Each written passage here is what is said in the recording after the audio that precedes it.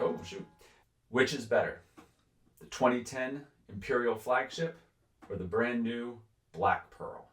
So both of these ships have a lot to recommend them. But first, if we go sheerly by dimensions, the Black Pearl is actually ever so slightly shorter than the Imperial Flagship.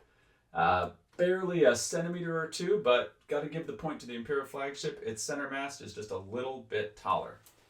It also wins in terms of length. If we put them matching up the very front of each ship, which is right about there, you can see that the Imperial Flagship is sticking out noticeably farther than the Black Pearl, thanks to its middle hull section, having one additional one, and the back sections being a little more defined and a little bit longer on the Imperial Flagship. When we get down into the details, there are a lot of similarities, but also some differences. The decks are more or less similar. We've got a raised deck in the front and then the rear castle in the back on both ships. The deck height of both is pretty much the same as well.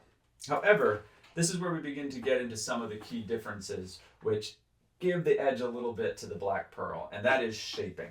So as you can see, the Black Pearl includes this gorgeous multi-contoured, multi-angled shaping on its hull, on its rear castle, and the Imperial Flagship follows a much more traditional Lego ship construction methodology where it's pretty much all vertical. And while it's big and beautiful, you can see on the back especially, it's very square and not nearly as contoured as the Black Pearl is. Now, while the Imperial Flagship does have more height, the Black Pearl includes more sails. We've got multiple triangular variants, and both its front and middle mast include 3 sails, where that is only true on the Imperial Flagship of its center sail. There is, however, speaking of sails, a key difference between the two ships is that the old Imperial Flagship, you could remove the decks. And while it was a little tricky to do with the masts, you could pop each of these off, giving you access to the underside. And here we've got a jail up here in the front. We've got all of these cannon wells, and the set only came with 4 cannons, so you could have all of them on one side, but you'd need to get 4 extra if you wanted to man all of the wells simultaneously. And then we've also got a little kitchen in the back. By contrast, the Black Pearl has sacrificed its interior and its hull space for this mechanic of the cannons opening and closing, which is pretty awesome.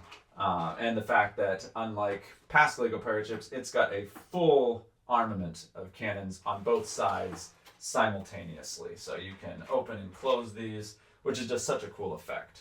The trade-off is that there is only one section that you can access below deck, and it is pretty small, pretty much just given over to a little treasure chest with the mechanic for the cannons really just dominating down in that area.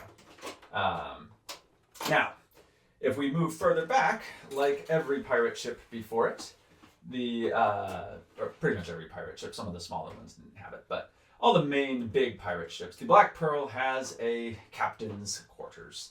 Lovely little place here for Captain Jack to sit and drink his rum, which oddly, I am just now noticing, was not included in this set. I guess we're not making that piece anymore. Little fragile. By contrast, the Imperial Flagship has a much different type of design. So instead of the whole thing coming off, you just access it through the top. And we've got this lovely little interior with an organ and a desk and some other equipment for navigation, as well as a treasure chest. So kind of just 2 different approaches there, with the Imperial Flagship opting for more of a spacious area and this one going for detail. Now, primary reason for that is the Black Pearl like a few other pirate ships before it, but unlike the Imperial Flagship, which just has here, you can see there's nothing underneath. This is just, the ship's wheel is just attached to the top of the deck. Unlike that, the Black Pearl has this lovely little mechanic where if we turn the ship's wheel, the rudder actually turns, which is pretty cool. Again, though, mechanisms like that require that there be a lot of internal space sacrificed for all of the gears and the rods and everything that'll make that mechanic happen. And that really is, I would say, the primary difference between these two ships. The 2010 Imperial Flagship is much more of a playset designed to have a lot of access to give kids and other collectors a lot of options on the inside, whereas the Black Pearl is much more about that display value with all of the cool mechanics and cool display features. Both magnificent ships. In terms of the shaping, I'd have to give the edge to the Black Pearl, but in terms of sheer size, the Imperial Flagship edges it ever so slightly. Be sure to like and subscribe for more looks at sets, both new and old, from Blocks Magazine.